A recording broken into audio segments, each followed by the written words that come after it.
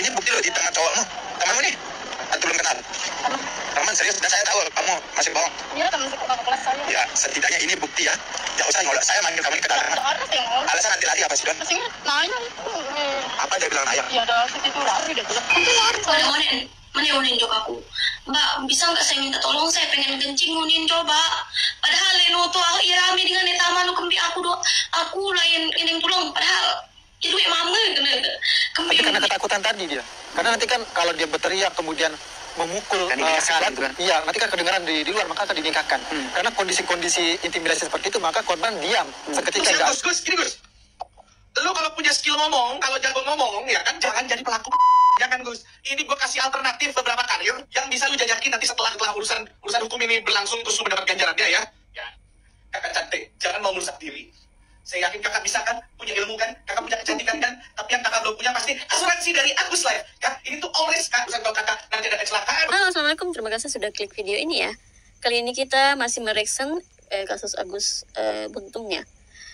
Kali ini kita akan mendengarkan rekaman suara dari Agus dan korbannya yang katanya ini korbannya ini masih pelajar SMP sambil nangis-nangis lagi. Yuk kita simak. Lamun situ milih baju-baju baca aku, milih maaf, ampun ayah sakit. Wah, kedua, lamun situ pura-pura nangis, ku jamin situ mati. Ku jamin ini bisa kamu jadikan bukti dari orang tua kamu menjadi orang tua bisa. Membunuh bukan berarti saya membunuh, tapi membunuh mental kamu itu saya akan jawab. Udah, dan saya ada di sini.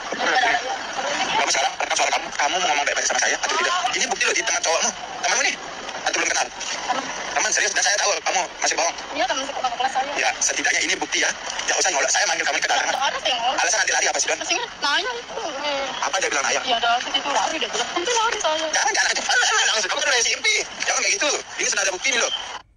Bagaimana nih teman-teman setelah mendengarkan rekaman suara Agus dengan korbannya itu? Satu lagi pengakuan seorang wanita yang mengungkap saat momen bertemu dengan Agus. Mana jok aku.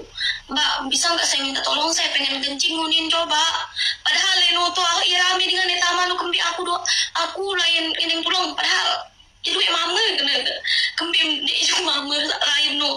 Kembi aku lain sani deh. Nah kebetulan di taman dia dekat kaca batur kan. Nah akhir jadi aku di kesemel jak kenandi kan, di kesemel jak kenandi jadi aku kan ani bilang agak aku bahasa Indonesia waktu nukadul. Ingat ke ni arah bukti ha? Ingat ke ni kenu disuruh aku telepon mak, disuruh aku telepon mak coba cek mak antian dia sekomplot mau ngajana kan. Senjuru aku telepon mak mandi mungkin.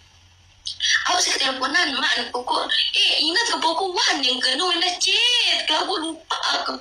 Ini korban yang melapor tuh semakin bertambah ya teman-teman, tapi masih ada juga yang masih meragukan. Kok bisa? Yuk kita simak abang satu ini. Sama netizen, lu waktu kasus si Agus Buntung itu keluar, banyak yang gak percaya kan? Malah percayanya sama dia, terus habis itu bilang orang gak punya tangan, gimana caranya ngelecehin? Belalang sembah! Selama dia adalah manusia, sama umurnya udah di atas 5 tahun, dia bisa melakukan pelecehan. Makanya lu jangan sembarangan komen, kasihan korbannya kan? Sekarang ternyata korbannya setahu gue udah sampai 13 kalau gak salah. Tim bola aja 11 orang, berarti itu satu tim bola plus pelatih sama penonton satu. Udah kemarin banyak banget yang request, bang bahas dong kang, parodiin dong si Agus gini. Mana mungkin, dia kan gak punya tangan, mana mungkin dia melakukan apa yang diuduhin. Salahkan lu pada, minta maaf sama korbannya tuh. Ada juga konten kreator so tau banget, ini dari pihak kepolisian pasti ada yang gini. Minta maaf lu sama korbannya. Kasus ini emang aneh, tapi nyata. Cuman ada beberapa hal yang gue masih bingung ya. Gini, untuk korbannya, I'm sorry for what happened to you. Gue berharap mereka ditangani oleh orang-orang yang tepat, biar bisa melewati ini dengan cepat dan bisa kembali beraktivitas seperti semula lah ya. Cuman untuk si Agus, gini Gus, lu kalau punya skill ngomong, kalau jago ngomong ya kan jangan jadi pelaku. Ya kan Gus, ini gue kasih alternatif beberapa karir yang bisa lu jajakin nanti setelah urusan hukum ini berlangsung terus lu mendapat ganjarannya ya. Ya, kakak cantik, jangan mau merusak diri. Saya yakin kakak bisa kan, punya ilmu kan, kakak punya kecantikan kan, tapi yang kakak belum punya pasti asuransi dari Agus Life kan. Ini tuh all risk kan, kalau kakak nanti ada kecelakaan, menginap, berobat, harus masuk ICU, emergency, atau operasi besar, itu 100% ditanggung kak. Preminya kita murah aja kak, dimulai dari 200.000 aja. Jangan kakak khawatir, aku jamin kak, hidup kakak akan lebih berarti, berilmu, dan lebih tenang. Oh baik, terima kasih. Panggilan kepada Bapak Ujang dari Pasar Minggu. Bapak Ujang, sekali lagi panggilan kepada Bapak Ujang dari Pasar Minggu. Betul banget ya teman-teman. Bagi orang yang seperti Agus ini yang pintar ngomong, ya bagusnya dipergunakan keahliannya itu untuk sesuatu yang bermanfaat, sesuatu yang baik, bukan menjadi korban ya. Oke, kali ini kita akan mendengarkan penjelasan kronologi kok tiba-tiba korban yang terakhir ini mau melaporkan, dia berani dan atas bantuan teman-temannya. Yuk kita simak. Nggak melawan dengan cara lain. Udah melawan bang dia. Maksudnya dia bisa pukul, ya dia bisa tendang mungkin ya. Mohon maaf. Tendang tadi kan udah. Oke, pukul pakai tangan kan dia nggak punya tangan di sini. Iya. Mohon maaf. Nah itu kan Saudara. ya itu nggak ada pukulan dari si korban. Tapi karena ketakutan tadi dia. Karena nanti kan kalau dia berteriak kemudian memukul Kan dinikahkan gitu kan. iya nanti kan kedengaran di luar maka akan dinikahkan. Karena kondisi-kondisi intimidasi seperti itu maka korban diam seketika, nggak ada kuasa untuk ribet dan membuat kondisi untuk didengar orang di luar. Oke, satu pertanyaan saya. Oke. Korban punya handphone kan? Korban punya handphone. Nggak sempat komunikasi Nggak menelpon. sempat komunikasi. Komunikasinya nanti setelah. Kenapa nggak ada kalau ditanya lebih dalam ke Oke. korban, kenapa nggak ada inisiatif untuk menghubungi minta tolong gitu? Nggak bisa. Karena tadi kalau nggak salah dia ditindih segala macam. Jadi korban nggak bisa mengelak untuk itu. Nggak bisa mengelak. Itu pun untuk mengambil handphone. Itu nggak bisa. Itu pelaku aktif juga untuk supaya korban nggak bisa ambil handphone. Oke. Kayak gitu. Berarti itu nggak benar ya pengakuannya Agus? Nggak benar. Kalau si perempuan yang mohon maaf ya, yang beginikan saya hanya duduk gitu, nggak benar. Nggak benar. Oke. Itu salah. Dan Oke, setelah itu next, setelah apa itu terjadi? next setelah di kamar, kemudian korban untuk membersihkan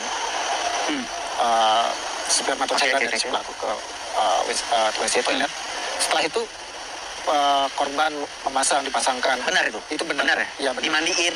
Dimandiin enggak ada, enggak Mandi dimandi. sendiri? Enggak mandi malah. Oke. Oh, nggak mandi malah? Iya, karena kan korban cuma mensucikan punyanya dia saja. Kalau dipakai ke celana, yes. Yes. Benar. Itu benar. Oke. Itu benar karena intimidasi dari pelaku tadi. Baik. Karena itu dipakaikan. Siap. Nah kemudian setelah itu pelaku mengatakan, ayo antarkan saya balik ke Islamic Center. Balik. Kemudian korban tidak langsung mengiyakan. Korban menolak. Saya tidak. Pertanyaan satu. Itu cuma satu kali doang Apa ya? melakukan hal itu? Melakukan hal itu ke korban? Iya. Ya. Sekali doang. Oke, baik. Lanjut. Sekali. Kemudian lanjut ke yang tadi, mengantarkan korban menolak untuk mengantarkan si pelaku ke Islamic Center. Oh, bukan ke kampus? Bukan ke kampus. Oh. Bilangnya ke kampus ya? Ya, kalau nggak salah dia minta ke tempat semula kemana tujuan awal itu. Dia diminta untuk diantar ke Islamic Center.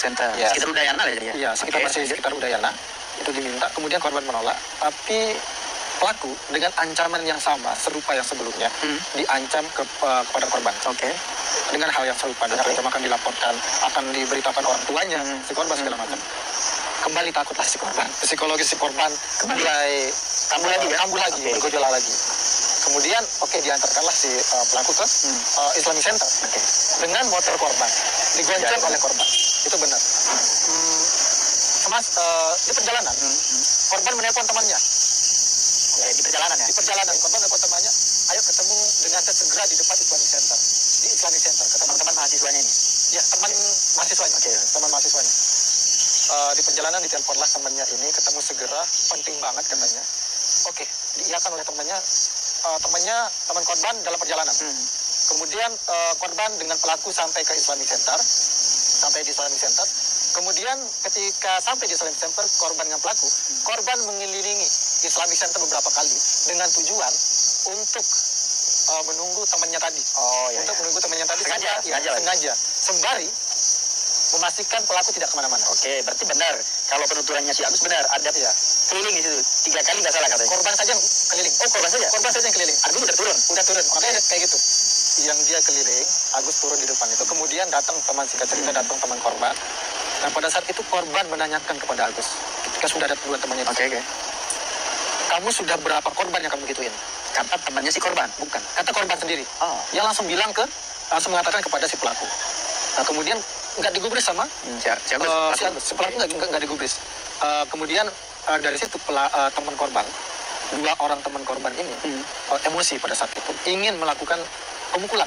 Dengan kekerasan ya? Iya, kekerasan kepada si pelaku. Tapi karena melihat kondisi cacat dari si pelaku, disabilitas ini, itu 2 teman korban menahan diri untuk melakukan tindakan kekerasan Oke. di saat itu. Sehingga opsi yang dilakukan oleh 2 orang teman korban ini mengajak korban untuk ke sebuah pertukaran pembelanjaan di Alfamart, untuk menanyakan kronologi lengkapnya kenapa bisa sama si pelaku ini. Nah disitulah korban bercerita lengkap kepada 2 orang temannya. Bercerita lengkap, setelah bercerita lengkap seperti tadi, seperti yang saya kemukakan, kemudian 2 teman korban ini merekomendasikan kepada korban untuk melapor ke Polda NTB segera hari itu. Oke. Hari itu melapor ke Kemudian kalau nggak salah itu sama ya, tanggal kejadiannya tanggal 7 Oktober tahun 2024, pelapornya pun sama juga tanggal 7 Oktober tahun 2024. Barengan, karena dia ramai di media sosial juga. Ya, kalau nggak salah itu sama. Oke. Mungkin nanti bisa dikonsepkan. Nah, singkat cerita itu udah. Kemudian teman korban ini kan upload tuh, karena pada saat ketemu dia dipoto. Sampai dipoto sama si teman korban.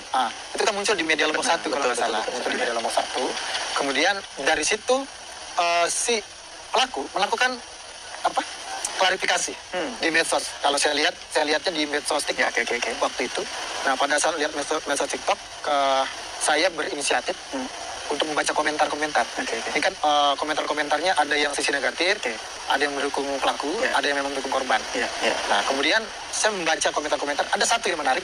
Komentar yang saya baca di kolom komentar itu mengatakan bahwa saya, si korbannya, si kolom komentar, saya dicium tiba-tiba oleh pelaku. Kata di kolom komentar, cerita-cerita di kolom komentar. Kemudian saya mencoba untuk berkomunikasi melalui chat. Saya mencoba hubungi melalui chat. Si korban ini, terduga korban ini. Saya chat, tapi tidak ada balasan. Malamnya, saya tiba-tiba ditelepon oleh paman dengan korban yang lain. Siapa yang dihubungi? Saya yang dihubungi. Oke, Anda sudah dapat berarti kuasa waktu itu? Sudah dapat kuasa dari pelaku. Korban, si pelapor. Sudah dapat kuasa. Kemudian ditelepon. Pamannya ini menerangkan ini bahwa keponakannya juga sebagai korbannya si pelaku bercerita kenapa bisa terjadi bla bla bla. Nah, kalau yang di sini ada pemerasan. Nah, yang ini ketemu tapi setelah itu saya minta ketemu ke tempat kerja si pamannya, si korban yang ini. Ketemulah. Kemudian saya tanya, tahu nggak? Saya tunjukkan chat yang saya temukan di kolom komentar. Tahu nggak orang ini? Tahu nggak korban ini? Tahu katanya. Siapa? Itu teman saya. Sewaktu SMA. Dan dia korban? Dia korban juga. Sampai segitu? Sampai sama seperti ini? Sama. Dan kejadian di tanggal yang sama, tapi di hari yang berbeda. Keponakan yang si pamannya menghubungi saya itu korban yang itu di pagi hari. Sedangkan yang saya chat di media sosial yang di TikTok itu terjadi di malam hari. Di malam Modusnya hari. sama? Modusnya sama. Tapi ini nanti unik ini kalau ini berlanjut ya. Ada hal mistisnya lah. Kayak gitu. Nah, kembali ke yang tadi, untuk yang korban sudah selesai. Kemudian kami berupaya mengidentifikasi korban yang lain, yang kemungkinan korban si pelaku yang lain gitu. Yang satu kita temukan, kita sudah kontak, ketemulah.